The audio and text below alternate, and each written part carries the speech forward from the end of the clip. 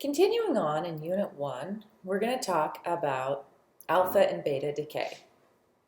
And this is a type of nuclear radiation. So nuclear radiation is the emission of radioactivity to form a more stable nuclei or nucleus. To form more stable nuclei. So we're going to talk about alpha decay first. I'll give you an example of alpha decay. So you have americium-241-97. It's unstable, so it decays to produce an alpha particle. And remember, that can be written with the alpha symbol or the helium. To produce 23793 MP.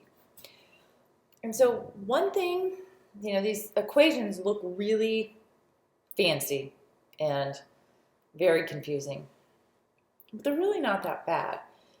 You need to have the sum of the mass numbers on the left equal the sum of the mass numbers on the right. So 237 plus 4 gives you 241. And the sum of the atomic numbers on the left is 97. And on the right, I have the wrong atomic number for americium. Sorry, 95. My math wasn't working out right. Okay, so then 93 plus 2 gives you 95. So those check out. So with alpha decay, you see a loss of an alpha particle. And it always follows that you have one reactant going to alpha particle and new isotope or new radioisotope. A lot of times students ask, does it matter what order I have this equation in? And it doesn't matter. You can have the new radioisotope first, followed by the alpha particle. What does matter is that these are both on the right side of the arrow. So alpha emission is 4/2, or alpha decay. Beta decay, remember that beta decay is 0/-1, or E. So again, you're going to have a reactant decaying to form a beta particle plus new emitted radioisotope. So I'll give you an example. 121 with an atomic number 50 decays by beta decay to give you antimony 121. And notice again, the sum of the mass numbers on the left has to equal the sum of the mass numbers on the right. The sum of the atomic numbers on the left is equal to the sum of the atomic numbers on the right. So this one is a little different because it's 51 minus 1 gives you 50. So it still works out. So just be aware that your math on beta particles beta decay is going to be a little different.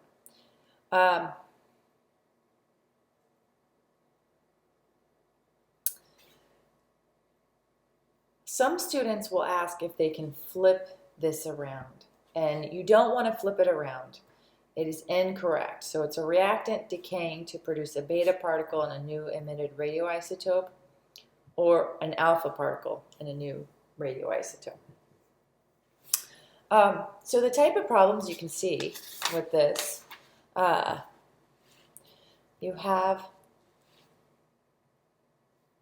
filling in the blank. So when I have HE, that means it's alpha decay. So then 249, californium. So I'm going to have that same sum on the right side. So I would have to have 245 and 96. I would look up on my periodic table what 96 is. So 96 is curium, named after Marie Curie. So CM, right? Yeah. Okay. So again, we're going to see alpha decay for number 2. Now, one thing I will never expect of you is to predict whether it's going to be alpha or beta decay. I will always tell you that it's alpha or beta decay. It can be predicted, but it's beyond the scope of this course. It has to do with the proton-neutron ratio, which we don't get into. So you're off the hook there. All right, so I need to fill in this starting element. So 229 plus 4 gives me 233, and then 90 plus 2 gives me 92. So I need to have 233, 92. And when I look on the periodic table, 92 should be uranium, which is just U.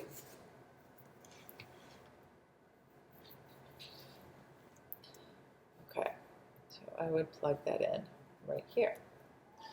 Now, number 3, alpha decay of radium-226. So radium-226, Ra-226, and if you look for your atomic number, radium is number 88. It's right there. So you get 88. You know it's going to be alpha decay.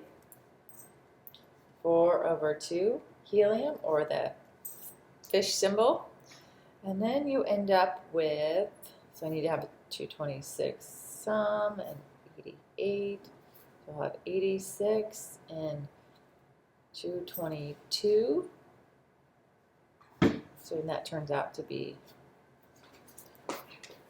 radon, I think, right? 86. Yeah, radon. Okay.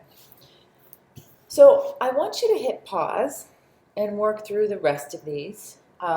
These take a little bit of practice, but once you get them and you think about the math, usually it can be kind of fun if you want to admit that. So hit pause and I'll go over these when you return. Okay, so for number 5, this is your beta decay of iron 59. End up with cobalt 59. Okay, number 5 is xenon 135. Number 6,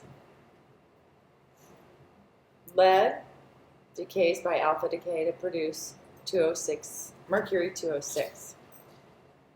Number 7, you emit a beta particle here. Number 8 is alpha decay. Radium decays by alpha decay to produce radon. And notice with all of these, I've always given you enough information to fill in the rest, just like on those tables with subatomic particles. Okay, number 9 emits a beta particle. Number 10, an alpha particle is emitted. Okay, so that concludes our discussion of alpha and beta decay. I definitely recommend doing these practice problems in your textbook. It's easy to convince yourself that you have the correct answers, but you might be a little off. So practice, practice, practice on these.